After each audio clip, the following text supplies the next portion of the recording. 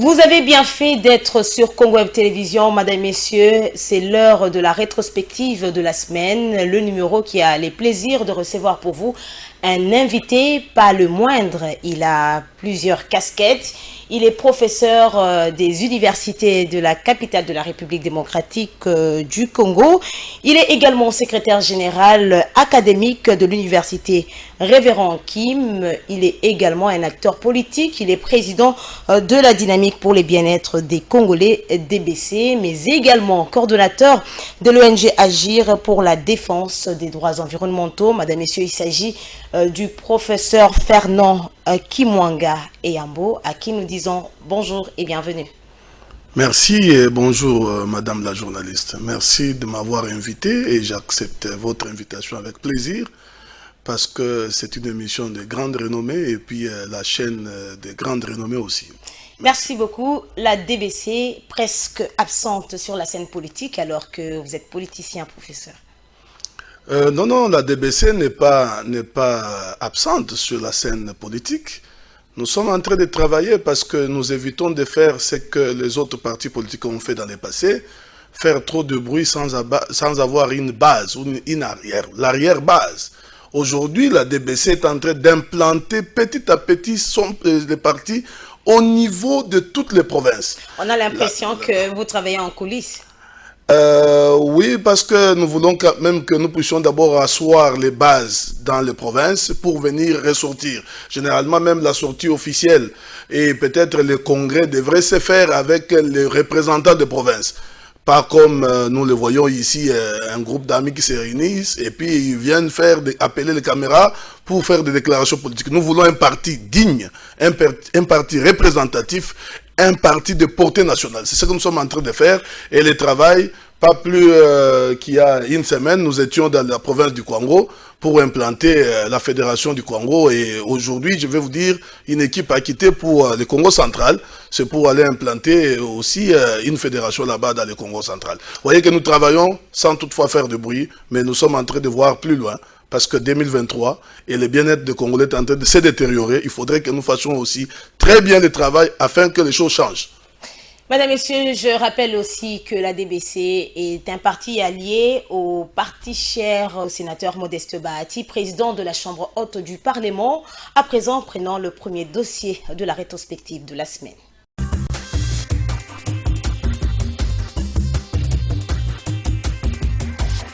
La célébration de la Journée mondiale de la liberté de la presse a coïncidé avec le 30e anniversaire de la déclaration de Windhoek pour le développement d'une presse africaine indépendante et pluralisme. Rose Massala, directrice exécutive de l'ICOFEM, déplore le non-respect des principes d'éthique et de la déontologie de la presse.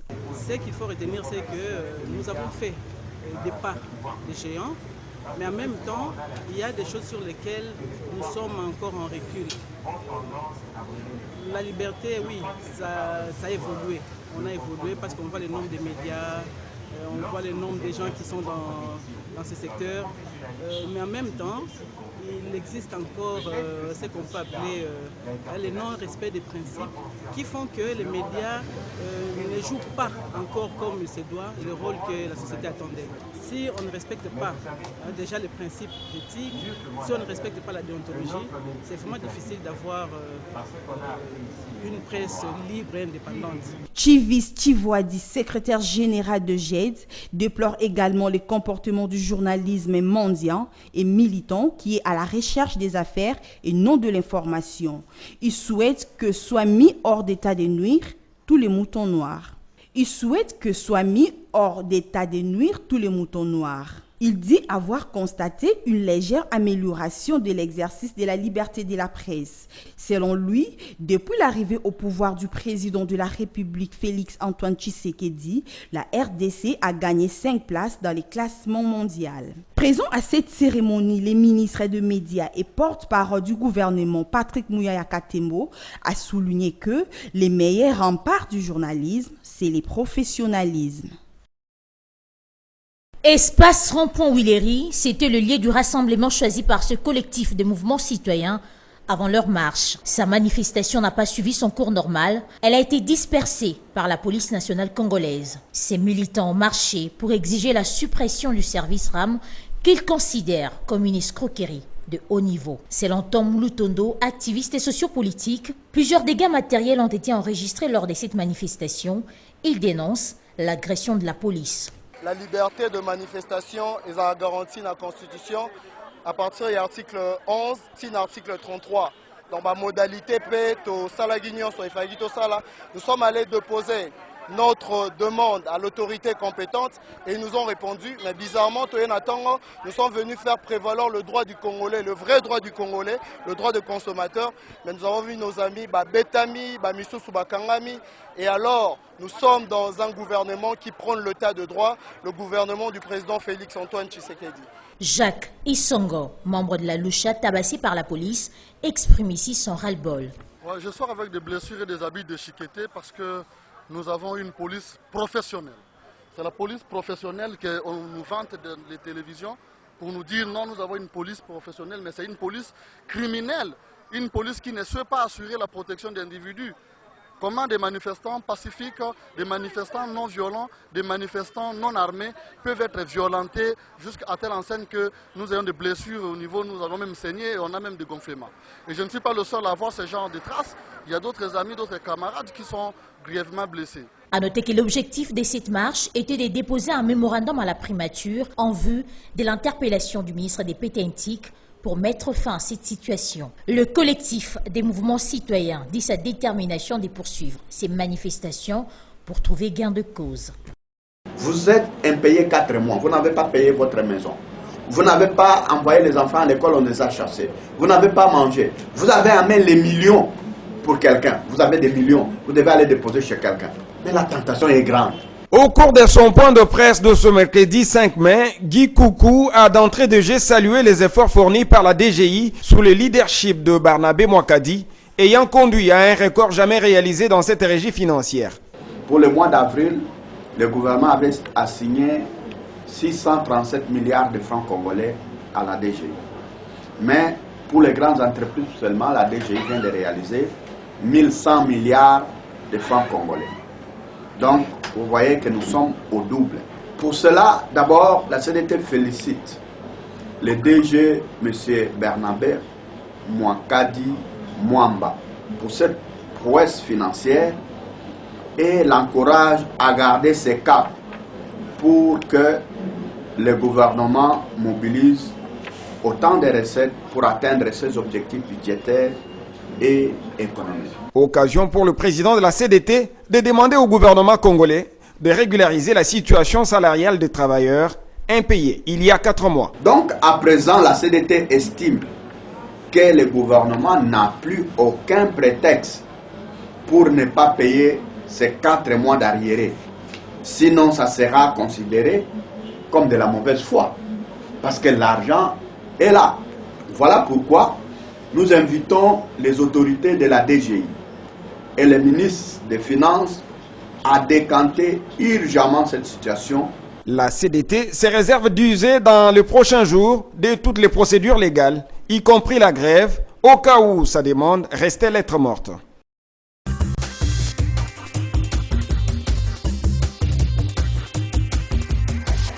Ferdinand Kimwanga, est-ce que pensez-vous aujourd'hui que l'actuel ministre des Médias a une tâche facile d'obtenir donc la dépénalisation des délits de presse dès lors qu'il s'observe des dérapages dans certains médias de la République démocratique du Congo? Vous avez suivi, le monde a célébré le lundi 1er mai 2021 la journée mondiale de la liberté de la presse. Est-ce que ça sera facile pour Patrick Mouyaya d'arriver à obtenir la dépénalisation des délits de presse?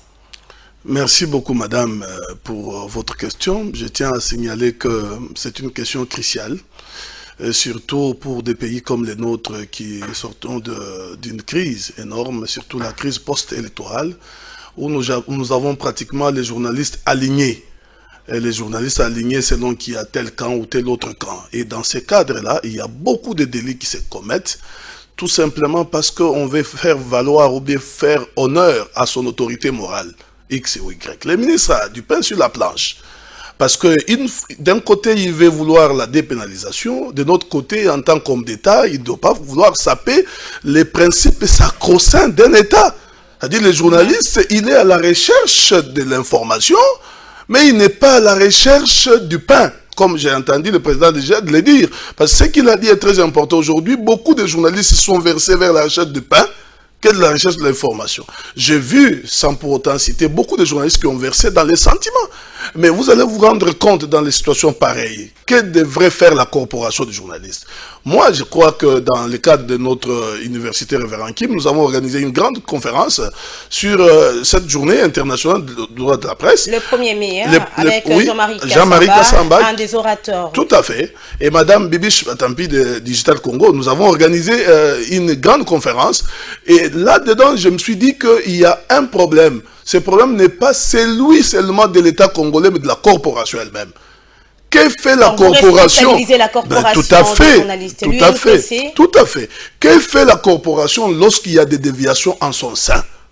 Nous avons senti à un certain moment, lorsque l'informateur venait d'être nommé, un journaliste a pu déclarer que l'informateur avait déjà obtenu X montant.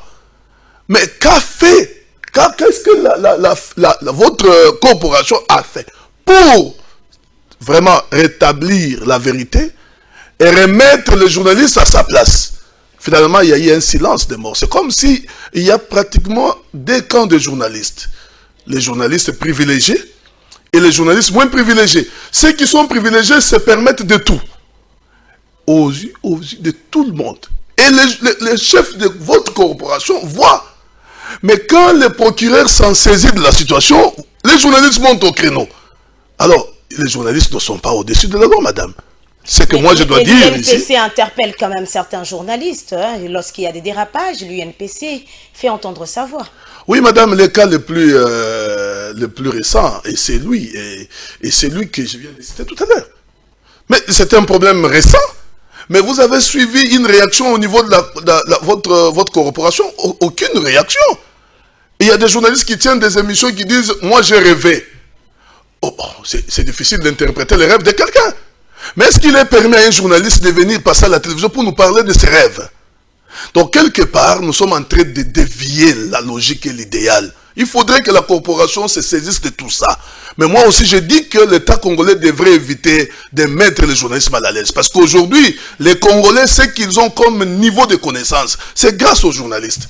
Il y a beaucoup de choses qui se passent à Béni que les Congolais de Kinshasa ne peuvent pas connaître. Grâce à vous, grâce aux médias, nous sommes en mesure de... subventions, comme ça s'est fait sous d'autres sièges. Oui, mais nous évitons, nous DBC, nous évitons que ça soit quelque chose de dramaturge. Ça veut dire on est en train de vouloir dramatiser les choses pour une récupération politique.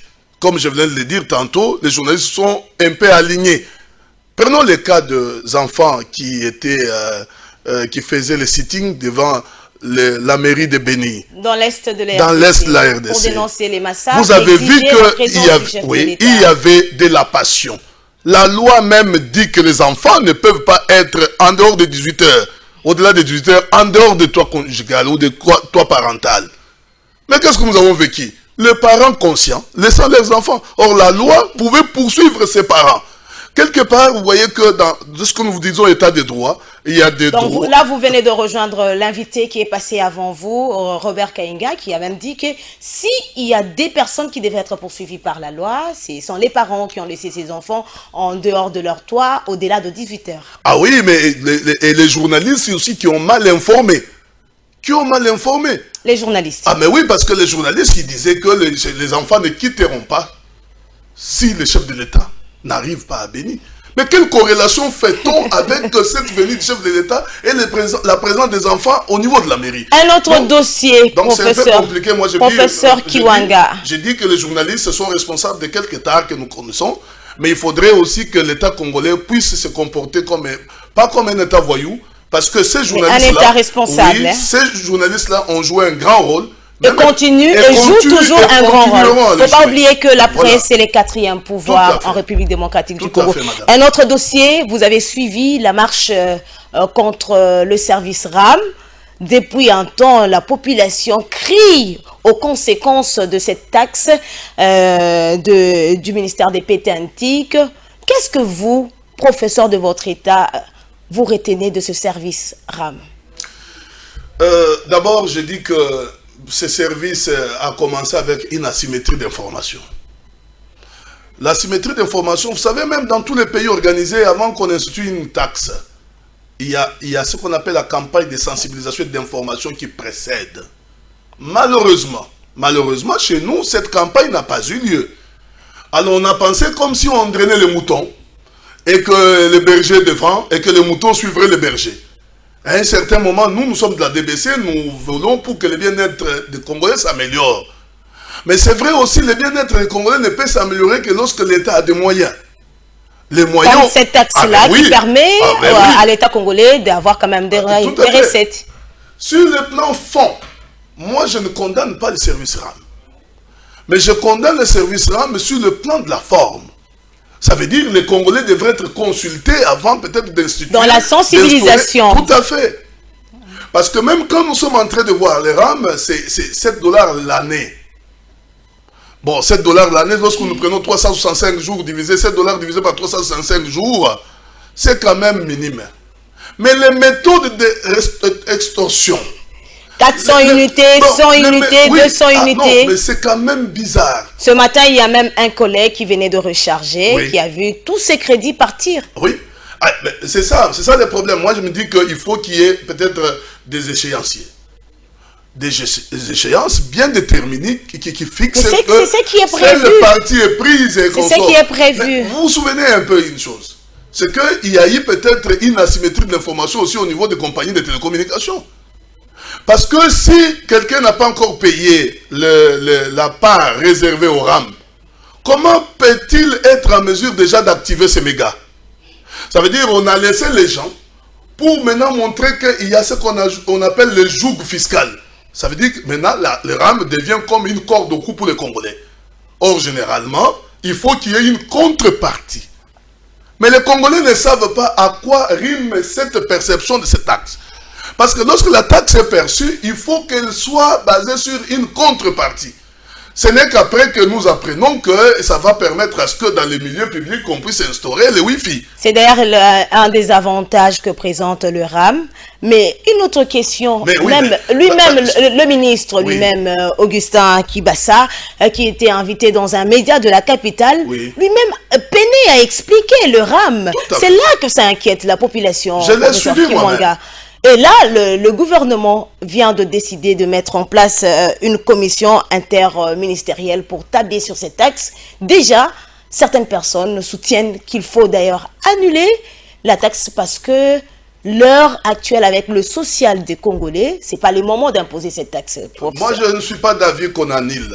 Je ne suis pas d'avis qu'on annule parce qu'aujourd'hui... Et qu'est-ce que vous proposez alors? Moi, je propose qu'elle continue, seulement que les gens qui sont peut-être... qu'on puisse dire, par exemple, qu'on doit aller par modalité de paiement. Les modalités, c'est comme quelqu'un qui a une dette.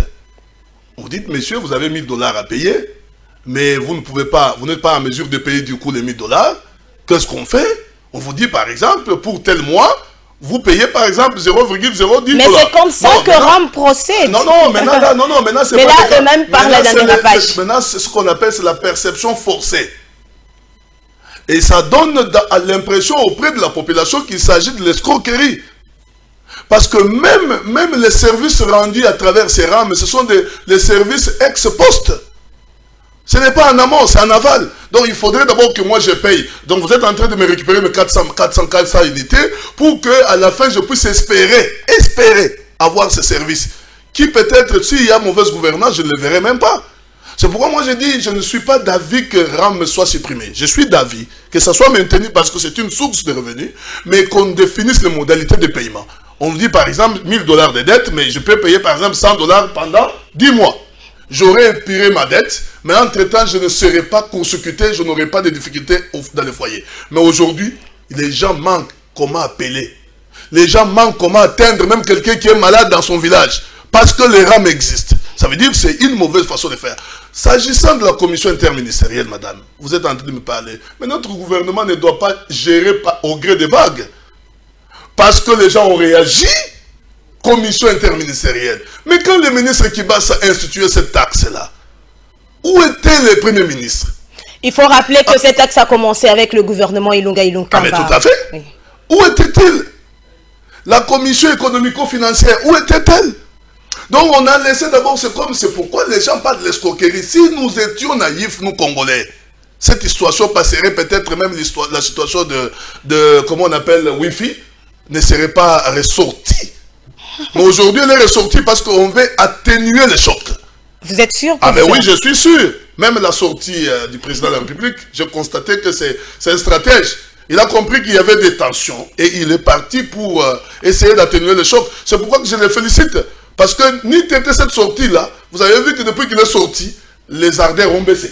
La Direction générale des impôts a doublé ses recettes, des prouesses saluées par la Confédération démocratique du travail.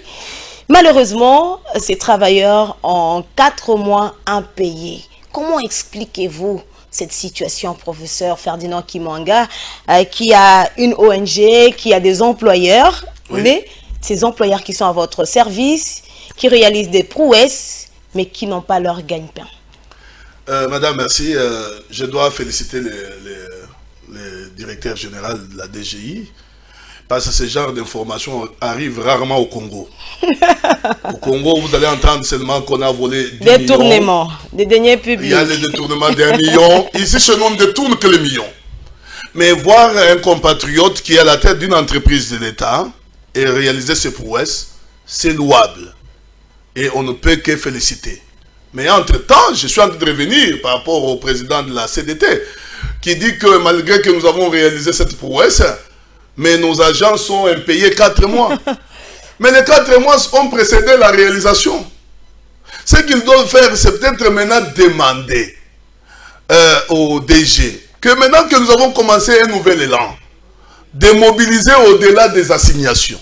Ce que nous voulons faire, c'est quoi? C'est comment primer, motiver ceux qui sont à la base de cette perception. Mais malheureusement, ils veulent donner faire ressortir la corrélation entre leur assignation au temps T et leur impayement au temps T moins 1. C'est impossible. Dans la logique normale, ils devaient peut-être voir, comment on dit, demander au DG de maintenant penser dans l'élan actuel de l'assignation, comment on dit, au-delà des assignations, de la mobilisation au-delà de l'assignation, penser petit à petit aspirer, parce que même les 4 mois, les aspirer du coup, c'est pas facile. Certainement, c'est ce qu'il est en train de demander, non? Or, le gouvernement a grandement progressivement, peut-être payer 1 mois, 2 mois, parce que les gens ont travaillé. Ils pouvaient aussi détourner ces recettes, non? Non, maintenant là, je dois dire, parce que vous m'avez coupé, je n'avais pas fini mon ok, vous pouvez finir avec votre idée. C'est le côté managérial du DG, mais c'est le côté de dissuasion aussi de l'IGF. Parce qu'aujourd'hui, les gens, quand ils sont placés devant leurs responsabilités, ils sont chefs, et ils ont du mal maintenant, ils doivent tourner leur langue cette fois avant de faire quelque chose. Parce qu'aujourd'hui, vous pensez, madame, que cet argent n'était pas mobilisé? Il était mobilisé, mais détourné. Je me souviens du professeur Moukoko, quand il était vice-premier ministre, ministre du budget. Il avait un séminaire sur le coulage des recettes. En son temps, il y avait beaucoup de coulage de recettes. Professeur Louzo Lobambi disait 15 milliards. Qui a présenté un rapport détaillé sur les détournements. Les 15 milliards de coulage. Ça veut dire, ce sont des gens où il y avait peut-être des exonérations inhabituelles. Les exonérations hors la loi. Les impôts non payés. Ce qui fait que maintenant, là, avec la suppression de ces différentes exonérations, ça ne peut qu'avoir un sens positif des relèvements des recettes d'impôts. Et aujourd'hui, nous disons chapeau bas à l'IGF, bien qu'il y a nos compatriotes qui sont contre, mais nous de la DBC, surtout que nous prenons la bonne gouvernance, nous ne pouvons que soutenir. Félicitations au DG. Madame, Messieurs, prenons à présent un autre chapitre dans cette rétrospective de la semaine.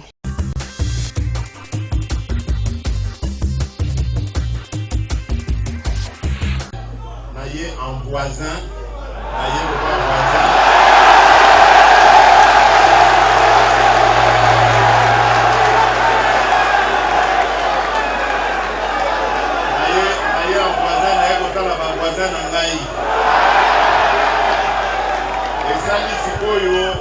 Tosali sikoyo mikolo délai na yambaki délégation ya bandeko moko kati na bino awa na bandi bazali awa na yambaka bino tosololaka makambo etali INBTP nazwaki ba engagement banda wana nakomaki koluka ba moyen ba engagement nazwaki etalaki likambo oyo ya ba bâtiment bopozaki ngai qualité ya ba bâtiment condition de vie ya ba étudiant makoki oyo nazali koluka naza na esengo ya koyebisa bino ke emonani.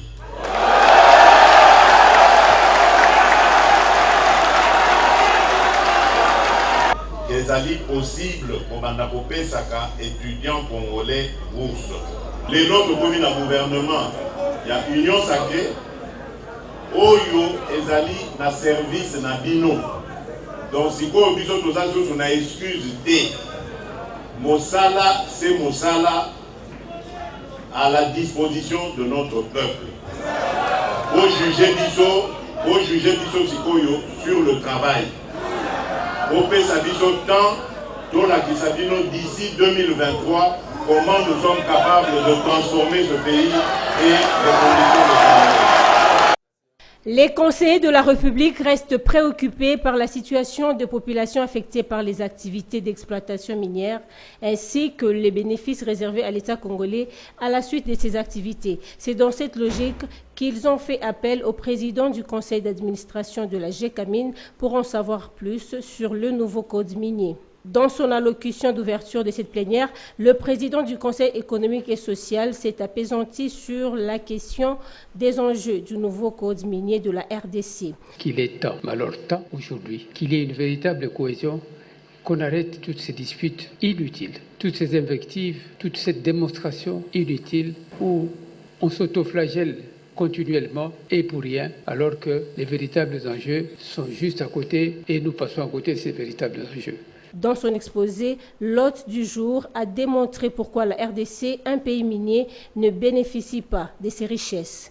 Le compte n'y est pas entre ce qui a été remis à des investisseurs étrangers, ce qui a été produit et ce qui est finalement revenu au pays. L'économie minière, par sa nature intrinsèquement extravertie, ne joue pas son rôle de courroie d'entraînement au bénéfice du secteur privé congolais, notamment à l'est du pays, mais pas uniquement, ou en sus de contribuer à l'enrichissement, il faut le dire, des États limitrophes et pas la RDC. Albert Youma a saisi l'occasion pour étaler les avantages que présente le nouveau code minier.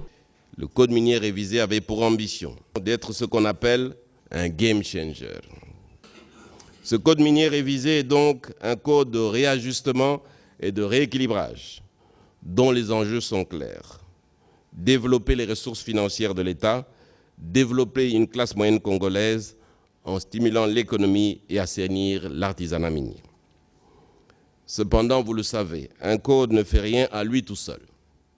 Le droit ne vaut que s'il est appliqué. Et la crainte et l'opposition manifestée par les industriels présents en RDC lors de son adoption a témoigné de sa pertinence. Il s'est dénoté que le Conseil économique et social a initié une série d'échanges et débats sur les enjeux du nouveau code minier afin de comprendre tout le contour, ce afin de produire un avis.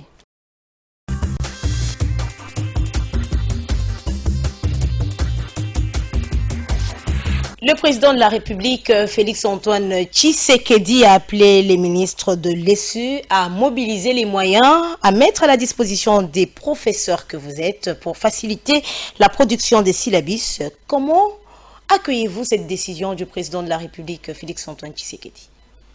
Bonne, parce que nous ne sommes pas des commerçants. Bonne, très bonne. Un professeur n'est pas commerçant, un professeur est là pour transmettre les connaissances. Mais ce n'est pas un manque à gagner pour vous parce que vous étiez habitué à vendre chaque année des syllabus et aller même loin à conditionner la réussite par l'achat des syllabus. Oh non, je crois que dans chaque troupeau, il y a même des brebis galeuses. Mais ce qui est sûr, les supports, c'est un document pédagogique qui permet à l'étudiant, surtout connaissant le niveau actuel de candidats qu'on nous envoie à l'université, et les conditions dans lesquelles les cours se donnent. Sans ces supports-là, on n'aura rien fait pour former. Mais si le président de la République, chef de l'État, décide que maintenant les supports deviennent gratuits, c'est vrai, vous avez parlé de manque à gagner, madame, mais le manque à gagner est venu d'où? Est venu de la petitesse ou du faible niveau de revenus qu'on donne aux professeurs d'université. Vous pouvez vous imaginer qu'à un certain moment, que les professeurs commencent à trimer parce que leur pouvoir d'achat est en train de dégringoler. Les seuls salaires qu'on connaît dans la République, c'est les salaires du professeur d'université. On vous dit les professeurs ont 2000, mais lorsque vous arrivez aujourd'hui, c'est en deçà de 1300. Mais les Congolais ne voient pas ça. Mais les autres catégories professionnelles ont des rémunérations faramineuses. Même si elles se réunissent 3-4 fois par mois, alors que les professeurs ont l'obligation de faire des recherches, d'enseigner et de rendre des services à la communauté. Tout ça, on ne voit pas. Mais c'est vrai que le président de la République peut accepter aujourd'hui, à travers son ministre de l'Essu, de nous donner, de faire que le syllabus soit gratuit. Mais il faudrait en contrepartie que le gouvernement congolais puisse accepter de rehausser le niveau de rémunération des professeurs. Parce qu'aujourd'hui, si on est arrivé à tout ça, vous avez entendu l'uniquité, les professeurs ont dit ils ne veulent plus de COPA, c'est-à-dire commission de partenariat. Pourquoi? Parce qu'ils ne veulent plus toucher l'argent des parents. Parce que ça montre comme si les parents nous corrompent avant que nous puissions donner cours à leurs enfants. Nous avons dit, nous ne sommes plus partants. Que le gouvernement qui nous a engagés soit en mesure de pourvoir à nos besoins. Malheureusement, lorsque vous voulez... parce que de temps en temps, on dit les droits acquis ne se discutent pas.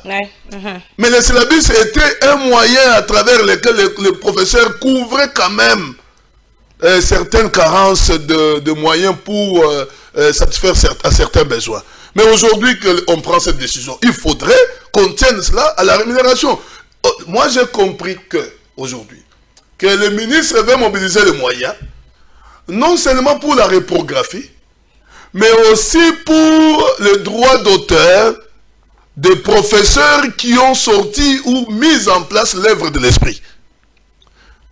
Même si aujourd'hui on installait le Wi-Fi dans tous les campus du monde, et dans tous les campus de la République, mais les supports qui sont conçus par nous ne seront jamais gratuits. La plupart des professeurs font des plagiats. Ah, mais ça c'est une autre paire de manches. Moi qui vous parlez de droits d'auteur. Moi qui vous parle, madame, je crois que, je parle, c'est sur ces mêmes médias, à travers lesquels je suis venu présenter mes œuvres de l'esprit, qui sont sorties à l'international. Mais vous ne pouvez pas mélanger ceux qui font des plagiats et ceux qui n'en font pas. Mais aujourd'hui, nous parlons pour ces professeurs-là dignes. Moi, je ne parle pas de profs qui sont en train de plagier, je parle de professeurs dignes que nous sommes. Qu'est-ce que nous méritons auprès de notre employeur principal? Notre employeur, c'est l'État congolais. C'est vrai, les étudiants sont déjà dans des conditions inhumaines, étudiés dans les conditions inhumaines, les transports. J'ai même suivi le conseil des ministres, le président a demandé au ministre de l'Essu de pouvoir disponibiliser des moyens pour assurer le transport des étudiants. Nous louons ça. Mais il faut voir aussi comment les professeurs de l'université quittent de chez eux pour venir donner cours. Ils s'entassent avec les étudiants qui parlent et consortent. On ne sait pas réellement c'est tel prof. Parce que moi, je suis professeur de la faculté des sciences économiques et de gestion, madame. Mais un professeur de la faculté de Polytechnique ne me connaît pas. Il peut entrer là-bas, il me bouscule. Vous voyez mon âge, je peux tomber. Mais si je tombe pour rendre service à la nation, et en contrepartie, qu'est-ce qui est prévu pour ce genre de cas? Rien du tout. Moi, je pense qu'il faut étudier froidement cette question. Le ministre ne doit pas être très rapide, très pressé à prendre des décisions comme ça. Ce qui est certain, il devrait réunir les corporations professorales. Peut-être qu'il envisage déjà... Ah non, on n'envisage pas après avoir pris des décisions. Les ministres auraient dû d'abord inviter les corporations professorales. C'est le président de la République qui a appelé le ministre de l'Essu. C'est une décision du Conseil des ministres, certainement. Il va peut-être envisager prendre langue avec les corporations. Madame, je ne sais pas si vous me permettez, madame, si vous me permettez. Je crois que c'est le ministre qui a commencé quand il est allé visiter l'INBTP. Et là, le président n'avait encore rien dit. Et il a lâché, les syllabus seront gratuits. Mais que les ministères produisent les supports. Les supports appartiennent à ceux qui les ont produits. Même pas les doyens de faculté ne produisent les supports. Moi, je ne suis pas défenseur des supports. Mais moi, je suis défenseur du fait que lorsque les étudiants ont déjà payé, l'État congolais a pris en charge réellement les professeurs. Ils peuvent dire, donnez-nous les fichiers. Ces fichiers-là, vous ne les trouvez jamais sur Google. S'il faut faire le plagiat, vous ferez le plagiat de n'importe quoi. Mais s'il faut enseigner en contextualisant avec les Congo, vous ne trouvez pas ça sur Google.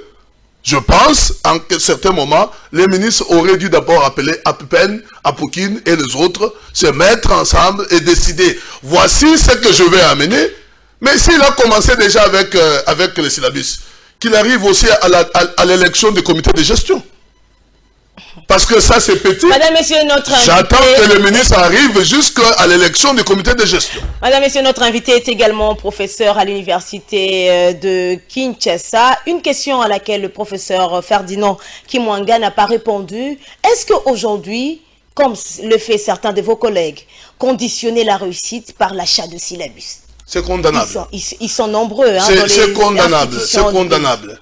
Quel que soit le niveau de votre revenu, quelle que soit la modicité de votre salaire, ces genres de pratiques sont condamnables.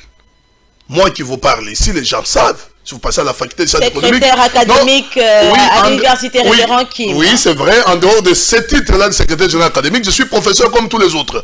Vous passez, vous demandez le cours du professeur Kimwanga, on va vous dire qu'il est comme ça. Mais ce que moi je n'aime pas, ce sont les professeurs qui conditionnent la réussite à un cours, à l'achat ou à l'acquisition de supports. Ça veut dire, on nommait les quotients intellectuels de l'étudiant. Entre-temps, vous hypothéquez aussi l'avenir du pays. Pour faire prévaloir d'autres éléments subjectifs. Les éléments subjectifs dont l'acquisition de support. Mais imaginons que l'enfant soit intelligent et que les parents ne soient pas en mesure d'acquérir. Vous l'avez sacrifié. Moi, je ne suis pas d'avis. Et je vous dis que dans notre corporation, il y a beaucoup d'antivaleurs. Il y a les antivaleurs à enlever. Mais les antivaleurs devraient venir avec l'État qui nous a engagés. Au moins, vous reconnaissez qu'il y a beaucoup d'antivaleurs. Tout à fait. Mais dans toutes les corporations, il y a toujours des déviations. Même la vôtre, je venais de signaler qu'il y a des déviations. Mais je dis tout simplement qu'il y a les antivaleurs. Mais l'État congolais, en tant que l'employeur numéro 1, devait prendre ses dispositions pour mettre fin à ces antivaleurs. Mais aussi, je vais peut-être interpeller les collègues qui pensent qu'on peut verser dans les antivaleurs parce que le salaire n'est pas réduisant. Autant mieux démissionner. Autant mieux ne pas vouloir devenir professeur. Parce que vouloir le devenir pour enfin virer dans la commercialisation des cotes, c'est pénal. Et c'est pénal, c'est réducteur. Ça veut dire qu'on devient comme un petit monsieur, un petit esprit. Je me souviens à un certain moment, quand on était étudiant, il y avait un assistant qui pratiquement prenait de l'argent. Et quand il chaussait bien, les gens disaient c'est l'argent de nos syllabus et de corruption. Hein, vous savez comment on appelle ça à l'université? Branchement. C'est l'argent de notre branchement qui lui a permis d'acheter ça. Donc vous voyez, c'est un peu humiliant. C'est décevant que quelqu'un qui est docteur en économie. Il y a mon maître qui disait après Dieu au ciel, c'était le professeur d'université. Mais vous imaginez après Dieu c'est vous, mais vous êtes en train de vous réduire jusqu'à ce niveau-là. C'est pitoyable. C'est comme ça que certaines personnes soutiennent qu'aujourd'hui, ce sont les professeurs qui ont donc amené la République démocratique du Congo dans ce chaos, entre parenthèses. Dans ce chaos, vous êtes quand même d'accord avec ces personnes? Je ne suis pas d'accord, je ne suis pas d'accord. Je ne sais pas si vous avez déjà eu un professeur d'université président de la République, parce qu'ici au Congo... Mais ce sont eux qui entourent les présidents, les ministres, ils sont dans des cabinets. Heureusement, ils entourent. Moi, j'ai été conseiller maintes fois dans les cabinets ministériels. Et parce que moi, je vous dis, quand vous faites quelque chose en connaissance de vos connaissances scientifiques et vos savoirs scientifiques, les ministres vous disent, ici, ce n'est pas l'auditoire. Et il faut que les noms, son excellence Joseph Kabila Kabange. Donc, vous faites un discours qui va passer devant les experts de l'ONIDI, devant l'expert de l'ONI, devant l'expert de l'UNESCO. Mais on vous dit, mais il faut remplir les éloges au chef de l'État. À quoi aura servi? C'est comme ça que même dans l'histoire des raids, par exemple, nous sommes mal partis parce que même COP21, tout ce que nous avons vu comme fond vert, nous envoyons les gens qui veulent faire l'apologie des chefs que de parler de savoir scientifique. Et ceux qui font ça, moi, personnellement, peut-être que vous êtes l'exception avec le professeur Ferdinand. Non, madame, je vais revenir à ce que vous avez dit là. Il ne faut pas nous accuser à tort. Certaines personnes, vous avez vu dans quelles conditions le professeur Ilunkamba a travaillé. Matata est devenu professeur après qu'il ne soit plus Premier ministre. Mais beaucoup de premiers ministres ne sont pas des profs. Ce sont des économistes, c'est vrai, peut-être que vous allez avoir la casquette d'économistes. Mais combien de premiers ministres sont laissés à leur guise? Alors que la Constitution leur confère un pouvoir important. Mais ils sont sous la houlette d'un chef. Et généralement, vous êtes sous la conduite de cette politique-là. Donc c'est difficile de dire que les profs ont abîmé, parce que dans beaucoup de cabinets sont des profs, c'est vrai. Mais est-ce que les ministres qu'on conseille suivent ce que nous disons? Mais si les ministres ne suivent pas, pourquoi ne pas démissionner? Moi, j'en connais beaucoup qui ont démissionné. Père à son âme, professeur Mupinganaï, il a démissionné quand il a trouvé qu'il n'était pas en accommodation avec son ministre qu'il avait nommé. Beaucoup aussi n'ont pas démissionné. Beaucoup n'ont pas démissionné parce que beaucoup plus au Congo, on parle du ventre. Or, généralement, un professeur doit aller au-delà du ventre. Vous avez suivi le président de la Fédération des entreprises du Congo, FEC, Albert Youma, était devant les conseillers de la République pour expliquer les contours de la nouvelle loi minière. La République démocratique du Congo est un pays riche, mais pauvre. Très pauvre. Très pauvre. Et à un certain moment aussi très endetté. Mais je vais dire une chose. Mais même les États-Unis, d'ailleurs ce sont les États-Unis, si les pays les plus endettés. Ah, mais ils ont la perspective de payer leurs dettes. Mais chez nous, payer les dettes, c'est tout à fait un problème. Mais je vais revenir à ce que vous avez dit, madame, tantôt par rapport au PCA de la Gécamine. On n'est pas là pour recevoir des leçons des gens qui ont amené le pays là où nous sommes. Sans blague, oui, sans blague avec, je parle froidement. Je ne voudrais pas recevoir des leçons de quelqu'un qui a amené le pays là où nous en sommes. Aujourd'hui, le code minier, on est en train de parler code minier. On veut parler du code minier après avoir partagé toutes les concessions minières aux gens. Le code minier servira à quoi? Le code minier sert lorsque les concessions vous appartiennent encore et vous avez la possibilité de négocier les contrats d'utilisation, d'usage de ces concessions-là. Malheureusement, les concessions sont déjà parties. Le code minier, ça c'était pour flouer les Congolais.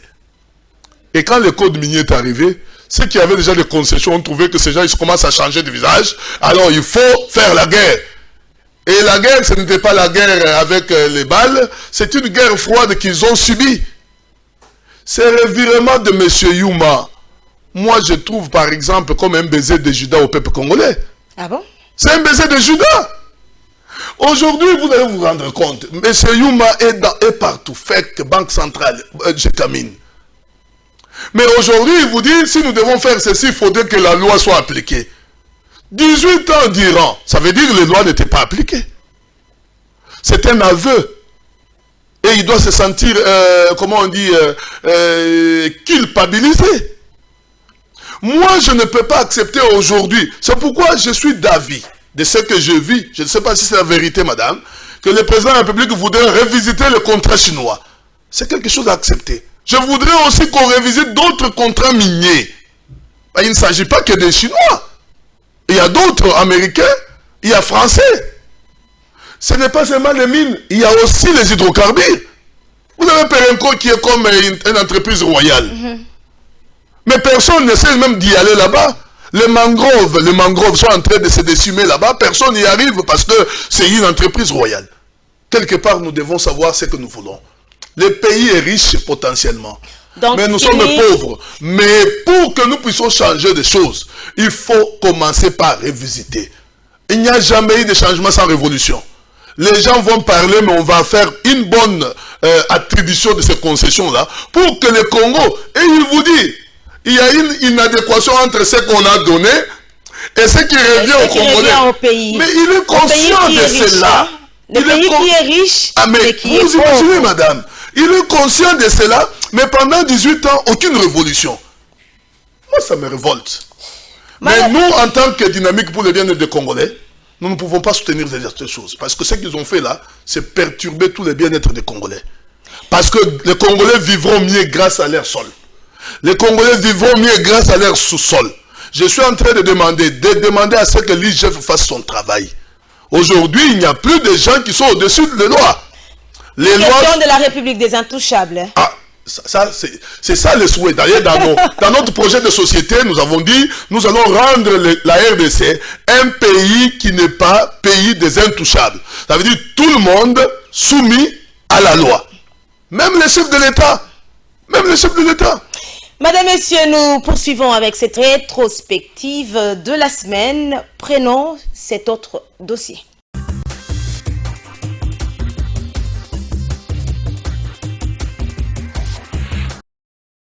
La justice congolaise ouvre enfin le dossier contre Augustin Matata Mponyo, ancien Premier ministre, sous régime de Joseph Kabila. Matata Mponyo est accusé pour détournement des fonds alloués au parc agro-industriel de Bukangalonzo. Une démarche de la levée de ses immunités a été adressée ce jeudi à la Chambre des sénateurs par les procureurs généraux près la Cour de cassation. Cette démarche ne concerne pas seulement Matata Mponyo, mais aussi la sénatrice Ida Kamonji pour leur gestion dans le programme de Bukangalonzo. Dans son rapport publié dernièrement, l'inspection générale des finances a relevé plusieurs griefs en charge des Mapons dans l'affaire Bukangalonzo. Ce rapport indique qu'Augustin Matata Mponyo est l'auteur intellectuel de cette affaire à cause de la conception, la planification ainsi que les engagements pour paiement de plus de 80% de fonds débloqués directement au profit des comptes du partenaire sud-africain. Pour rappel, l'inspection générale des finances accuse Matata Mponyo d'avoir détourné une somme estimée à plus de 7 milliards de francs congolais. De son côté, le sénateur Matata Mponyo indique qu'en son temps, la primature et les chefs du gouvernement n'étaient nullement impliqués dans la gestion des fonds alloués au projet Bukangalonzo. Après la destitution du gouverneur de la province de l'Ituri, vient celle du gouverneur de la province de Tanganyika, Zoé Kabila. Il a été destitué de sa fonction ce jeudi 6 mai lors du vote organisé par les députés provinciaux au cours d'une plénière. 13 députés sur 25 ont voté favorablement pour le départ du gouverneur Zoé Kabila.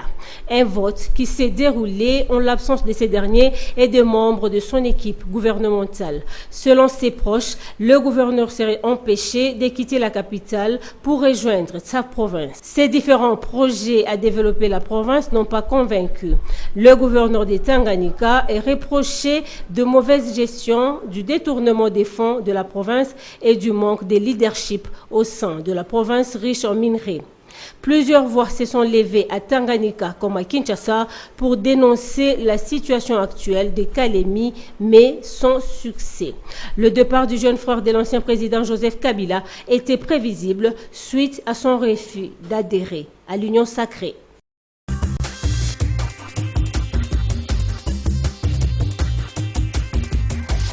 Depuis quelques jours, Matata Mponyo séjourne à Conakry. L'ancien Premier ministre a décidé de regagner la République démocratique du Congo pour faire face à la justice qui a donc besoin de lui. Il continue à affirmer qu'il ne connaît rien. Il a géré dans la transparence. Ce comportement, cette attitude qu'affiche l'ancien Premier ministre de la République démocratique du Congo sous le régime de Joseph Kabila Kabange, ne confirme pas quand même qu'il est innocent. Parce que voir une personne en âme et conscience qui vient se présenter, qui veut se présenter devant la justice, c'est quand même une preuve qu'il ne se reproche de rien. Merci beaucoup, madame. Jusqu'alors, Matata Mponyo est présumé innocent. Moi, je ne voudrais pas parler de sa culpabilité parce que je n'en suis pas, je n'ai pas ses compétences et puis je ne suis pas une juridiction. Mais je dois faire quand même une petite analyse froide en disant que le professeur Matata Mponyo, c'est vrai au regard de tous les signaux qu'il présente, atteste que ça donne l'impression qu'il est innocent. Ça donne l'impression. Ah ben oui, parce que ça sera attesté lors du jugement, du procès.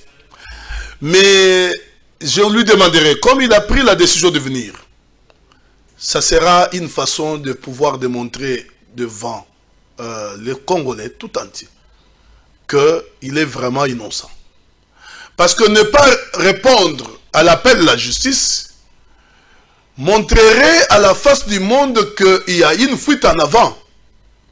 Et la fuite en avant serait comment qualifiée indirectement d'une culpabilité. Moi, je lui demande, je l'encourage. C'est un homme que je respecte beaucoup pour ses talents intellectuels. Je le respecte beaucoup. Et aujourd'hui, il est sollicité même dans toute l'Afrique. C'est déjà une fierté pour la nation.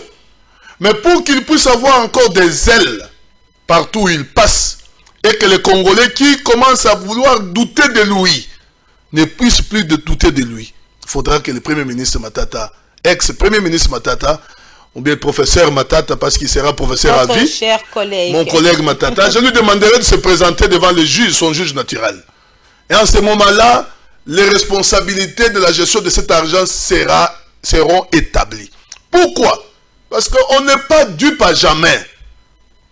Lui peut être innocent. L'ouverture de cette enquête ou de ce procès va permettre qu'on voie véritablement les vrais détourneurs de cet argent. Au moins lui, par son innocence, s'en sortira indemne. Mais à travers ce procès, on saura réellement qui d'entre les gestionnaires d'antan ont pu détourner cet argent. C'est l'argent du contribuable congolais. Madame, on ne peut pas quand même, pour un pays sérieux, prendre des millions de dollars, faire cadeau aux Sud-Africains. Parce que ce qu'on a fait là, c'est comme si c'était un cadeau d'anniversaire qu'on a fait aux Sud-Africains.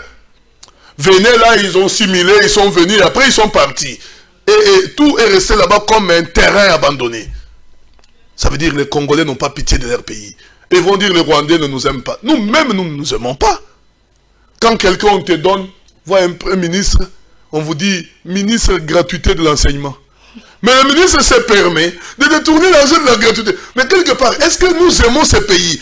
Doit-on qualifier tous ces voleurs-là des Rwandais? Parce qu'ici, on nous a laissé comprendre que les Rwandais sont les ennemis du Congolais. Mais aujourd'hui, nous comprenons que la misère dans laquelle, madame, la misère dans laquelle nous nous retrouvons, c'est à cause de nous-mêmes. Moi, je voudrais que ce procès s'ouvre. Et que le Parlement joue maintenant franc jeu, pas comme le Parlement d'antan, où on protégeait le poulain proche du président de la République. Je voudrais maintenant que le Parlement joue son poulain. Heureusement, le Sénat est dirigé par un homme honnête, compétent, collègue professeur Bahati Modeste. Je sais que ça va se passer, si la plénière décide, ça va être décidé, et que le professeur Matata sera devant son juge naturel, et là, on saura les responsabilités de ces détournements. Si ce n'est pas lui, nous allons acclamer et il va continuer avec sa notoriété parce que sur le plan intellectuel, il n'a plus rien à démontrer, le professeur Matata. Il assure sur les plans intellectuels. Tout à fait. Tout à fait. Encore un autre gouverneur qui a été destitué, c'est Zoé Kabila. 13 députés sur le 25 ont décidé donc de destituer Zoé Kabila, qui est accusée de plusieurs mots, notamment le détournement, notamment le manque de leadership. Mais cela s'est passé alors qu'il est ici à Kinshasa sur invitation de l'ancien ministre de l'Intérieur Gilbert Kankondé. Et au regard de déclarations qui fusent un peu de partout dans l'opinion, dénonçant donc l'irrégularité de ces choix, de cette élection, si on peut dire, pas élection, mais de ce qui s'est passé dans le Tanganyika à l'Assemblée provinciale. Quelle est votre analyse et votre lecture de cet acte? Mon analyse me laisse un peu perplexe, madame. Parce que je ne sais plus quel est le rôle que les assemblées provinciales jouent actuellement en RDC. Depuis l'avènement de Félix Antoine Tshisekedi? Non, depuis toujours. Parce que depuis ce sont les assemblées de Cuba. Okay. Ça veut dire qu'on n'a pas laissé aux gouverneurs de faire réellement leur travail. Tous les gouverneurs sont incompétents. Parce que vous avez oublié quelque chose, c'est Zoé, on a dit aussi qu'il est incompétent. Ouais. Tous, ils ont eu comme appendice incompétence. Ça veut dire quelque part, les députés provinciaux nous avaient fait un mauvais choix. Parce que les députés provinciaux constituent l'émanation du peuple dans les provinces.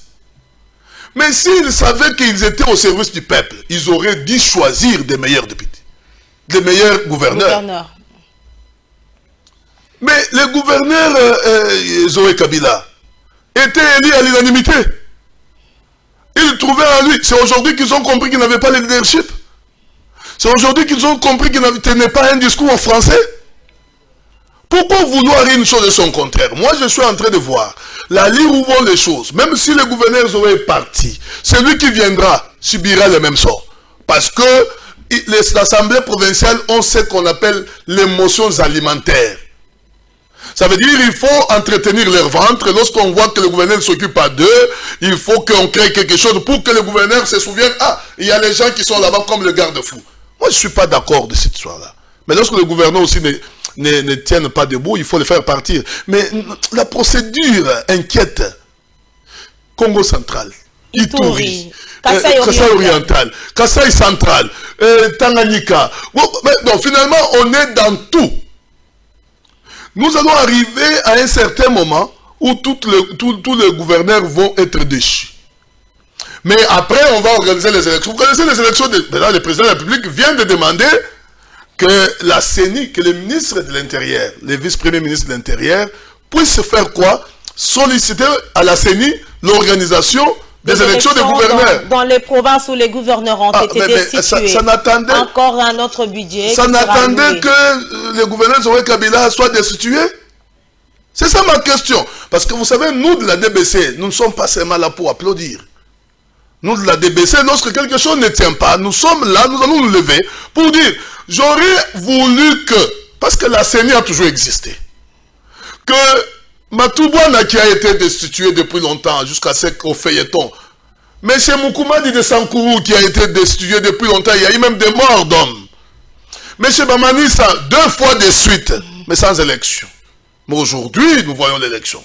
Quelque part, je suis en train de me dire, est-ce qu'il y a vraiment symétrie de l'information, il y a asymétrie de l'information. Or, s'il y a asymétrie d'information, on croirait au jeu politique. Or, les jeux politiques n'arrangent pas. Parce que nous, les Congolais, vous connaissez, la population de Tanganyika, généralement, les assemblées provinciales riment à contre-courant de ce que veut la population locale. Mais pourquoi, quand le gouverneur est aimé par la population? Ah, vous êtes en train de dire que Zoé Kabila est aimé par la population? Je ne parle pas de Zoé Kabila individuellement, je parle de manière générale. Qui sont destitués. Je parle de manière générale. Lequel était donc aimé par la population, mais il est parti parce que les députés nationaux et les députés provinciaux ont décidé. Vous avez déjà vu une marche au Congo central protestant contre Matoubouana, à part que les députés provinciaux, dans leur hégémonie d'appétit financier, et soutenu ici par le tout-puissant FCC qui existait à l'époque, ils ont orchestré les choses. Vous avez vu la population être dehors dans les rues pour Bamanissa? Vous avez vu même les Kasaï, à part les Kasaï, les 2 Kasaï c'est vrai, les 2 Kasaï, oui ça je dois l'avouer, les 2 Kasaï, le gouverneur Maweja n'était pas à la hauteur de la province, et qu'aujourd'hui, la province s'est encore détériorée au-delà de ce que Ngoïka Sanj avait laissé. Bon, moi je suis très inquiet. Mais lorsque vous voyez, nous voyons certaines images à la télé, ça montre quand même que M. Zoé travaille. Ce n'est pas le fait d'être petit frère de l'ancien président de la République que l'on doit s'acharner sur lui. Nous devrions normalement nous acharner sur lui si réellement les missions pour lesquelles il s'était assigné, il ne les accomplit pas. Au regard de ce que vous venez de dire, professeur, est-ce que peut-on déduire que Zoé Kabila est la victime du refus de l'intégration à l'Union sacrée de la nation, comme on le dirait aussi pour Richard Mouyège, si vous vous souvenez très bien, il avait même dit qu'au regard de mon âge, donc il est trop vieux pour quitter le kabiliste, on l'a tous suivi, il a dit ça. Est-ce que Zoé Kabila aujourd'hui est victime du refus de l'intégration à l'Union sacrée de la nation, chapeautée par le président de la République, Félix Antoine? Si c'est de cela qu'il s'agit, je conseillerais au président de la République de ne pas verser dans cela. Parce que nous allons avoir les mêmes méthodes décriées hier qui vont revenir. Mais si réellement, c'est parce qu'il a manqué de compétences. Vous savez, Moukoumadi, on a dit parce qu'il a manqué outrage à l'Assemblée. C'est quel type d'infraction ça? Outrage à l'Assemblée. On crée des choses comme ça. Tout simplement parce qu'à l'époque, il était en antipode avec l'honorable Lambert Mende. De toute façon, dans certains moments, on doit savoir qu'est-ce que nous voulons. Si réellement, je répète encore, madame, le gouverneur Zoé Kabila a été destitué parce qu'il a refusé ou il avait refusé d'adhérer à l'Union sacrée, nous devons éviter que le président verse dans cela. Moi, je ne vois pas le président faire ça. Je crois que les gens qui entourent aussi le président de la République doivent l'aider. Doivent l'aider à ne pas être dictateur parce qu'il n'a pas du tout ambition de l'être. Il n'a pas ambition de l'être. Si nous, DBC, nous avons accepté de le soutenir parce que nous avons trouvé en lui un démocrate. Un démocrate respectueux des valeurs républicaines. Et les valeurs républicaines aussi, c'est la liberté de penser. C'est la liberté d'appartenance. Moi, j'ai adhéré, nous avons adhéré avec notre parti à l'Union sacrée, mais les autres peuvent aussi adhérer au FCC. Ce n'est pas le fait d'avoir adhéré au FCC que vous devenez démon de la République. Quelque part, nous devons vouloir une chose. Ça veut dire qu'il faudrait que nous soyons dans la pluralité. Pas dans la singularité. Pas dans la singularité, on va vous dire, vous êtes seul. Et puis à la fin, j'aime que le pays soit géré avec les atouts de tous. Vous avez un gouverneur qui est là, mais lorsqu'il déconne, lorsqu'il ne respecte pas la hiérarchie, vous le remettez en ordre. Mais que, imaginez un peu, c'est quand même quelque chose de décevant. Le gouverneur n'est pas sur place. On lance, on l'appelle. Ils n'arrivent pas. Ils savent qu'il y a Kinshasa. Mais entre-temps, il y a aussi des contentieux. Il y a 2 députés provinciaux qui sont interdits d'accéder à l'hémicycle. Mais non seulement cela, il y a une guerre. Il y a une motion qui touche tous les membres du bureau. Mais quelques membres du bureau siègent normalement sans problème. Mais quelque part, vraiment, moi personnellement, en tant que démocrate, je suis inquiet. Je suis inquiet, pas parce que je suis proche de Zoé Kabila, je ne le connais même pas. Je suis inquiet parce que je suis respectueux des valeurs républicaines. Voilà, madame. Prenons ces dossiers qui nous parlent de la situation sécuritaire dans la partie est de la République, madame, messieurs.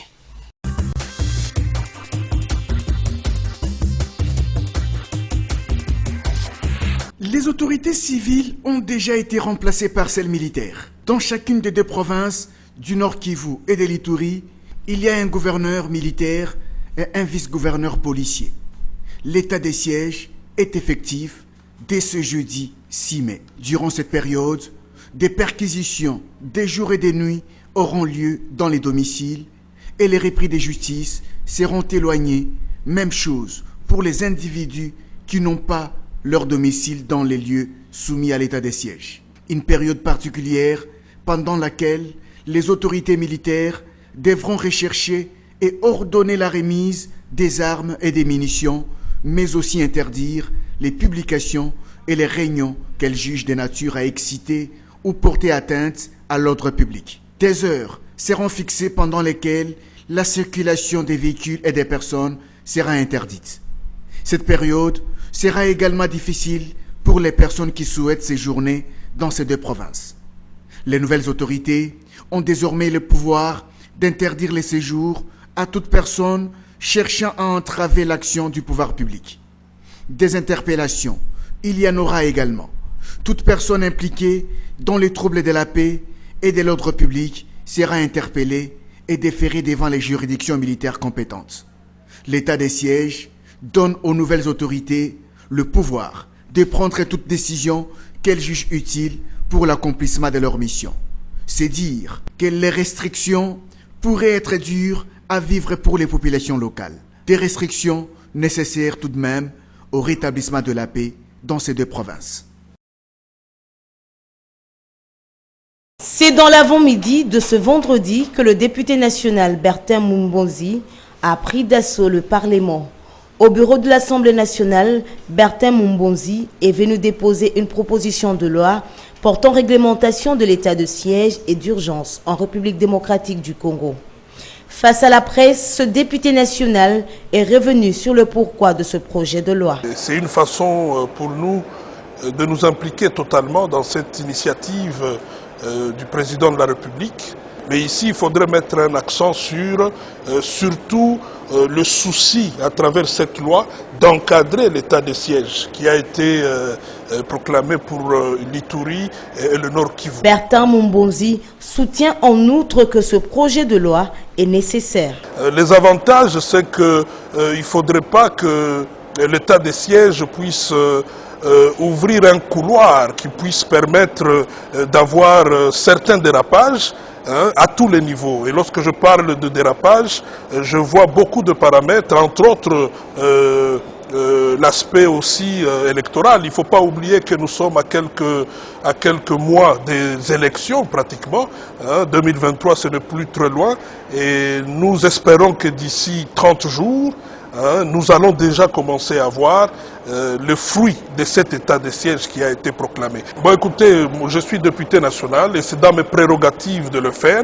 Et donc je le fais en âme et conscience et j'ai le souci de voir le bureau aligner cela pour qu'au niveau de la plénière, nous puissions lever une option et que l'Assemblée nationale puisse effectivement, à travers cette loi, se saisir de la réglementation de l'état de siège qui a été proclamé à l'Est de la République. Ici est de noter que lors de la plénière de jeudi 6 mai 2021, le speaker de la Chambre basse du Parlement, Christophe Mbosso, avait appelé la représentation nationale à accompagner le chef de l'État, Félix-Antoine Tshisekedi, dans sa lourde mission de restaurer la paix et de sauvegarder la souveraineté nationale.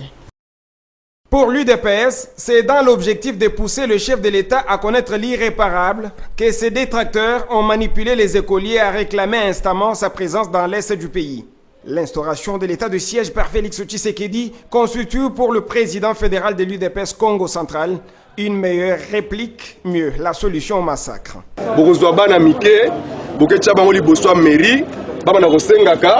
Président Aya, le président a aucun bongo te na ba condition oyo. Ezaki neti piège pour la biso président ba moni ke tema zo sa musana e malamu balingi ba piéger ye ba memaye kuna après makambo mususu ya. Le président a kende kuna te.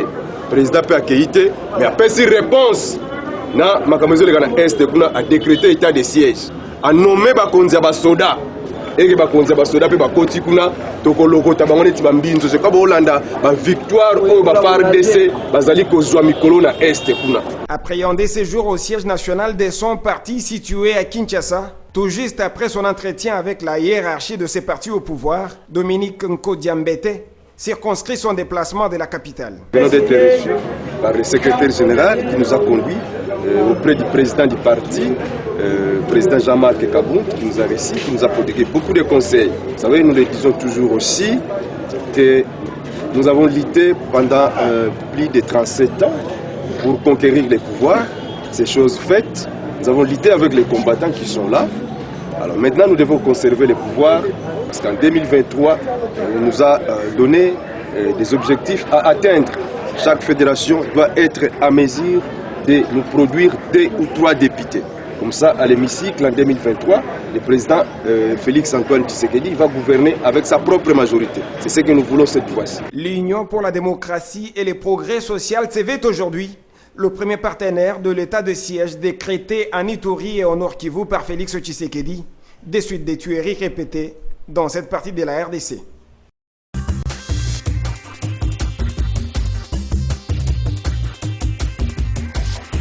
Professeur Ferdinand Kimwanga, vous venez de suivre, donc c'est l'Union pour la démocratie et les progrès sociaux qui a interdit au président de la République d'aller dans la partie est de la République démocratique du Congo, comme le réclamaient ces écoliers qui ont passé des heures devant la mairie dans cette partie du pays pour exiger donc la présence du président de la République.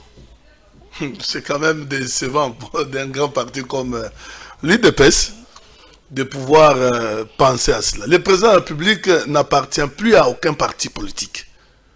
C'est le président de tous les partis politiques, c'est le président de toutes les couches de la population congolaise. Dire que nous, UDPS, nous avons interdit au président, c'est comme si ils considèrent encore comme le président de leur parti politique. Le président a un cabinet. Le président a des conseillers. Le président est l'homme le plus informé du pays. Le président a le service de sécurité des renseignements. Pourquoi dire arriver jusqu'à ce point-là?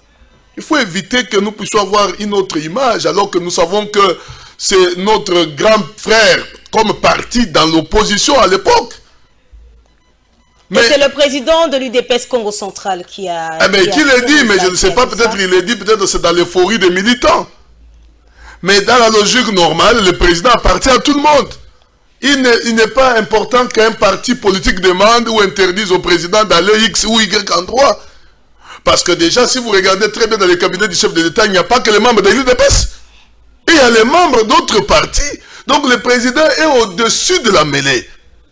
Donc moi, je pense, je suis d'avis que le président n'y aille pas pour que les drames tchadiens ne nous arrivent pas. Le président de la République doit être le symbole de l'unité nationale. Les perdre, ça peut nous amener dans des choses inutiles. Ça veut dire, sous d'autres cieux, l'opposition n'est pas un refus catégorique de tout. Ça veut dire, à un certain moment, lorsqu'il y a de belles actions, de bonnes actions qui sont posées, on dit oui. On dit aussi non. On dit aussi non lorsque le président cherche à dévier, parce que le président congolais ou bien africain, lorsqu'il n'y a pas une opposition, il risque de devenir dictateur. Moi, je ne suis pas contre l'opposition. Mais je ne veux pas que les gens pensent. Les gens pensent que pour que la crise de l'Est à l'Est se termine, il faut que le chef de l'État se déplace. C'est une aberration. État des sièges dans c'est une aberration. État des sièges dans le Nord Kivu et l'Ituri. Désormais, ces deux provinces de la RDC sont dirigées, voulais-je très bien dire, par des militaires et des policiers. Professeur Ferdinand Kimwanga, la Mouka n'est pas du tout d'accord avec cette décision à travers un communiqué qui a été rendu public dans la ville-province de Kinshasa. L'état des sièges, selon la Mouka, l'état des sièges, ils ne sont pas du tout d'accord avec l'état des sièges. Mais quelque part, est-ce que cette décision du président de la République ne va pas à l'encontre de l'état de droit qui prône le pouvoir en place dès lors qu'il y a restriction des libertés? Est-ce que le chef de l'État ne pouvait pas faire avec les soldats kenyans comme lui-même l'avait annoncé au cours d'un point de presse, si je ne me trompe pas? C'était au cours d'un point de presse. Madame, une fois de plus, avec inquiétude que je prends la parole sur ce point. Vous avez vu il n'y a pas longtemps les amis de la Mouka marcher. Vous avez fait allusion à de la plainte contre le général Silvano Kasongo pour avoir réprimé leur marche. Et vous vous souvenez aussi, marche qui n'était pas du tout autorisée aussi. Oui, la marche n'a pas été... Mais si nous sommes dans l'opposition, déjà nous commençons à violer les lois. Mais quand on sera dans le pouvoir, on violera davantage. On vous a écrit dûment que, compte tenu de ceci et de cela, nous n'autorisons pas la marche. Mais vous permettez... Mais est-ce que pour une marche, on a besoin d'une autorisation ou on a besoin d'une information d'informer? Oui, on a informé, on vous écrit. Pour vous dire, nous avons pris acte de votre information, mais nous vous informons que dans les conditions actuelles, on ne sera pas en mesure d'assurer la sécurité. Et puis, il y a des conditions Covid-19 qui l'interdisent. Vous dites, nous allons sortir. La police maintient l'ordre public. Aujourd'hui, moi, je suis d'avis que la police fasse son travail, mais je ne suis pas d'avis des rives de la police. On me dit même qu'il y a une militante de Nouvel Élan, de l'ancien Premier ministre Adolphe Muzito, qui a perdu la vie. C'est quelque chose de regrettable. Parce que dans un état de droit, la police doit être professionnelle. Ça veut dire vous interdisez, mais ne touchez pas, parce que cette dame-là qui est décédée a laissé, on me dit, les enfants. Mais quand elle laisse les enfants, qui va s'occuper de ces enfants-là? Parce que vous êtes en train de refuser une marche, vous arrivez même à atteindre la vie des Congolais. C'est compliqué. Mais moi, je dis ceci. Les amis de la Mouka étaient solidaires avec les populations de l'Est. Mais aujourd'hui, le chef de l'État, parce que ça vient du chef de l'État, parce qu'il est considéré comme ennemi, parce que ça vient de lui, tout ce qui vient de lui est mauvais. Mais aujourd'hui, qu'est-ce que les Congolais? Vous avez vu des réjouissances. Et plus de 70% des Congolais acceptent quoi? Acceptent cette décision de l'état des sièges. Dans la même partie de l'Est, il y a certains Congolais qui sont descendus dans la rue pour dire non à l'état des sièges.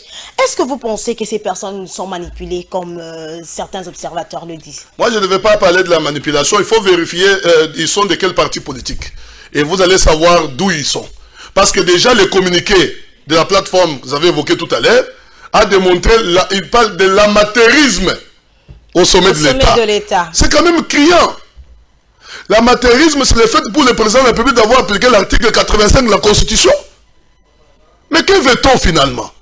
Nous voulons que la guerre, parce que le Premier ministre Mouzito, vous vous souvenez, quand il était à l'étranger, il avait dit qu'on va mettre l'insécurité pour décourager les investisseurs.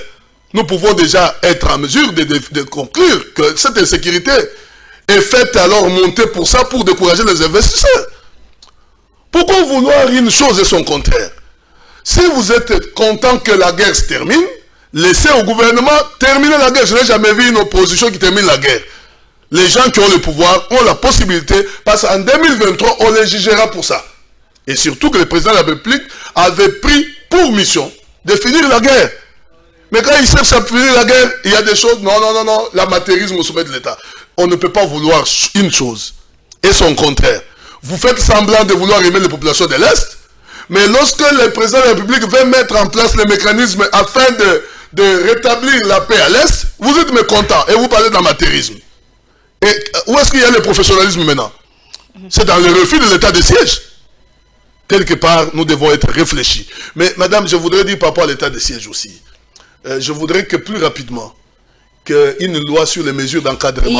Vous avez suivi le député national Bertin Mombonzi, qui a d'ailleurs déposé une proposition de loi portant réglementation de l'état de siège et l'état d'urgence. Un mot pour continuer avec... il le faut, madame, il le faut, parce que sinon on aura des déviations. Nous connaissons nos militaires, nous connaissons nos policiers. S'il n'y a pas cette loi d'encadrement, on risque de donner raison au Lamouka.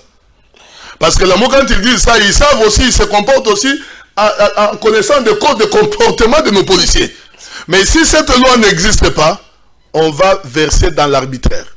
Madame, Messieurs, un autre dossier, c'est le dossier qui revient sur le Conseil des ministres, le deuxième Conseil des ministres, autour du président de la République, avec le gouvernement des Warriors.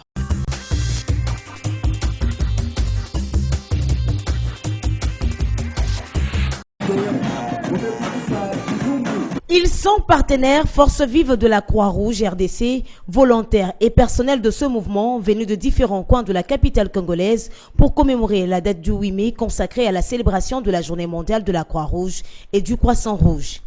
Cette assemblée a eu droit à plusieurs allocutions qui ont rendu un vibrant hommage aux volontaires qui apportent le secours aux populations vulnérables, victimes des maladies ainsi que de sinistres et autres catastrophes naturelles. Partant du thème de l'année, le travail de la Croix-Rouge est inarrêtable. Le président de la Croix-Rouge RDC a appelé les Congolais à adhérer à ce mouvement. Après 60 ans d'existence, qu'est-ce que nous avons fait? Qu'est-ce que nous voulons faire? Et ce que vous avez vu, avec ce patrimoine que nous avons, unique, du moins en Afrique, l'unique, mobilisable, formé, encadré, vous avez vu comment ils ont défilé. Alors l'essence, c'est positif dans nos activités et nous voulons continuer à échanger les systèmes de fonctionnement, aller être surtout avec l'ambition d'être une Croix-Rouge organisée, unique en Afrique centrale, qui répond aux besoins des vulnérables. Bonne fête à tous les volontaires. Prenant la parole, la vice-ministre de la Santé a promis d'appuyer les actions de la Croix-Rouge de la République démocratique du Congo. La manifestation de ce jour est pour le gouvernement un motif de satisfaction, donc d'autant plus que par son travail inarrêtable, la Croix-Rouge de la RDC concourt à l'atteinte des objectifs du pays dans la quête du bien-être des populations. D'où ma profonde reconnaissance, car la Croix-Rouge de la RDC, notre Croix-Rouge, est toujours aux côtés du gouvernement pour l'accompagner, voire mutualiser aux efforts amorcés pendant les diverses maladies et épidémies qu'a connues le pays, et plus récemment en cette période de la pandémie de la Covid-19. Cette cérémonie riche en couleurs était l'occasion propice pour le mouvement de décerner à son secrétaire général le grade de l'élite supérieure et officier général de la gestion des risques de catastrophe. C'est par un défilé que s'est clôturée cette célébration. L'air n'est ni à la recherche de se pousser la tête de gens, ni au sommeil. Voilà qui justifie ce jour la rencontre entre les dirigeants du club de football congolais et le numéro 1 du sport congolais, Serge Condé. Leurs échanges ont été focalisés autour du sport roi, le football lié au problème de transport des équipes. Très attentifs à leurs doléances, ces dirigeants de club espèrent obtenir du ministre des Sports Serge Koundé une solution à leurs problèmes, comme l'explique ici Lambert Osango, président de l'AFDECO. Il faudrait retenir que la journée d'aujourd'hui a été une excellente journée pour nous, les dirigeants des clubs de football du Congo. Pourquoi nous disons ça? Parce que c'est un fils maison qui est nommé à la tête de notre ministère, un fils maison qui connaît très bien notre football. C'est un fils maison auquel le chef de l'État a fait confiance, mais également le Premier ministre, son Excellence Sama Lukonde, pour venir diriger ces méga ministères. Il faudrait retenir, après notre entretien, que le ministre a promis d'évoluer avec nous en termes d'échange dans les décisions, afin de voir ces sports rois, c'est-à-dire le football, aller de l'avant. Le ministre innove aujourd'hui qu'aucune décision en ce qui concerne le football ne pourrait être prise sans la consultation des dirigeants de football au Congo. Ici de noter que c'est la toute première audience du nouveau ministre des Sports accordée aux dirigeants sportifs.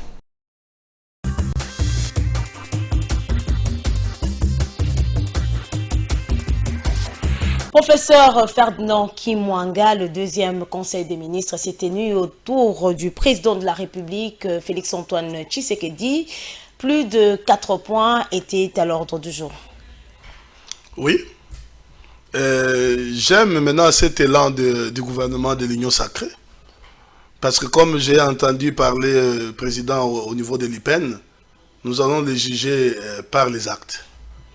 Et lorsque vous sentez, après chaque conseil des ministres, il y a les actes, les décisions qui sortent. Il faudrait que ces décisions soient coulées en actes. Nous sommes spécialistes au Congo d'avoir beaucoup de mesures non appliquées. Aujourd'hui, on a pris la décision, par exemple, de syllabus. On demande, le conseil des ministres demande aux ministres de pouvoir disponibiliser des fonds afin d'aller à la production et à rendre gratuit les supports. C'est bien beau. Comme je l'avais dit tantôt, nous voulons voir aussi que ça ne soit pas une façon de vraiment matraquer les professeurs, mais que ça soit aussi une façon de sécuriser ces professeurs qui produisent ces supports-là. Les moyens devraient être alloués non seulement à la reprographie, mais aussi au paiement des droits d'auteur des professeurs qui ont produit les œuvres de l'esprit. Et vous allez voir aussi le Premier ministre, je crois, il y a un autre point. Le Conseil demande au VPM de l'intérieur de pouvoir organiser les élections dans toutes les provinces. J'ai parlé en long et en large sur ça. Mais je crois que comme nous sommes déjà dans cet élan, parce que le Conseil des ministres en a déjà décidé, il ne faudra pas que les assemblées provinciales puissent verser dans l'arbitraire. Parce qu'ils vont commencer à faire destituer les gouverneurs, parce qu'ils savent après ça, la CENI va encore faire. Ce n'est pas une bonne façon, c'est comme si c'est un marchandage de postes. Serge Koundé, ministre des Sports, va désormais impliquer les dirigeants du football congolais dans les différentes décisions. Vous êtes sportif, professeur Ferdinand Kimwanga. Comment voyez-vous cette décision du nouveau patron des sports en République démocratique du Congo? Et surtout qu'on sait qu'à un moment avec le football, il y a eu, les sportifs ont décrié plusieurs mots qui ont caractérisé cette discipline. Oui, merci. Je trouve que c'est un bon mode de gestion, ce qu'on appelle le management participatif. Généralement, dans son bureau climatisé, il ne saura pas savoir tous les mots qui rongent le football. C'est en faisant venir, en écoutant ces responsables des équipes, qu'il pourra savoir qu'est-ce que l'on doit faire, quels sont les mots qui rongent, et quelles sont les difficultés et quelles sont les solutions à apporter avec eux, finalement. Je crois qu'ils ont parlé même des déplacements des équipes, les problèmes de go-pass de temps en temps. C'est vrai, l'État congolais, on les félicite pour avoir rendu gratuit les déplacements des équipes dans les provinces, même celles des provinces vers Kinshasa, c'est supporté par la compagnie nationale, mais ils sont appelés à payer les go-pass, les tests Covid et consorts. Bon, ce qui est sûr, les clubs congolais sont très pauvres. Mais moi, je recommanderais peut-être que la loi sportive puisse être appliquée à son entièreté, parce que dans la loi sportive, on parle de sponsoring, on parle de tout. Mais dès lors que le sponsoring n'est pas encore là, parce que l'État ne sait pas appliquer la loi sportive, il faudra que l'État soit en mesure de subventionner ces équipes-là, et en tout, pour que nous puissions avoir des meilleurs représentants en Afrique. Vous voyez la honte que nous avons eue avec les deux équipes qui nous représentaient en Ligue des Champions, Mazembe et Vecleb. C'était quand même la honte, on était éliminés avec des petites équipes qui n'ont pas de renom. Ça veut dire, quelque part, nous sommes en train de dégraisser à cause du mauvais management du sport au niveau de l'État congolais. C'est comme ça, avec l'avenir de M. Serge Condé, j'espère, jeune qu'il est, ayant été déjà ministre des Sports dans les Hauts-Katanga, j'espère qu'il peut toujours relever le défi de voir le Congo, les Léopards gagner les coupes, pourquoi pas participer pour la deuxième fois à la Coupe du Monde. Mesdames, Messieurs, nous sommes arrivés pratiquement à la fin de cette rétrospective de la semaine. Notre invité est coordonnateur de l'ONG Agir pour la défense de droits environnementaux. En un mot, que peut-on retenir de cette ONG? L'ONG, c'est une initiative qui est née de mes recherches doctorales, et dans laquelle nous avons pensé que les déchets pilulent partout et que finalement il fallait mettre une politique de gestion rationnelle de ces déchets, afin que ces mêmes déchets-là produisent des revenus pouvant permettre à ce qu'ils se gèrent, quand ils se gèrent les déchets. Nous avons monté cette structure-là qui est coordonnée par moi-même avec un secrétaire exécutif, avec tous les pousse-pousseurs que nous avons engagés et les gérants, qui permettent, nous sommes jusque-là dans la commune de Kassavubu, commune de Ngiringiri, commune de Bandalungwa, et nous sommes en train de nous étendre pour permettre à ce que nous puissions aider le bourgmestre et surtout les services Bopeto de la ville de Kinshasa avec le gouverneur Gentini Gobila, qui peut venir en aide aux jeunes compatriotes congolais qui travaillent dans ces domaines, pour que finalement les déchets ne constituent pas un fléau, mais que les déchets constituent une opportunité. Voilà, mesdames, messieurs, c'est bien la fin de cette rétrospective de la semaine. Merci à vous de l'avoir suivi. Merci à toute l'équipe rédactionnelle et technique de Congo Web Télévision. Et surtout, joyeux anniversaire à Ginette Oussimessa, journaliste à Congo Web Télévision, qui célèbre son anniversaire ce jour. Et merci de nous rester fidèles. Je vous retrouve prochainement pour un autre numéro. Au revoir.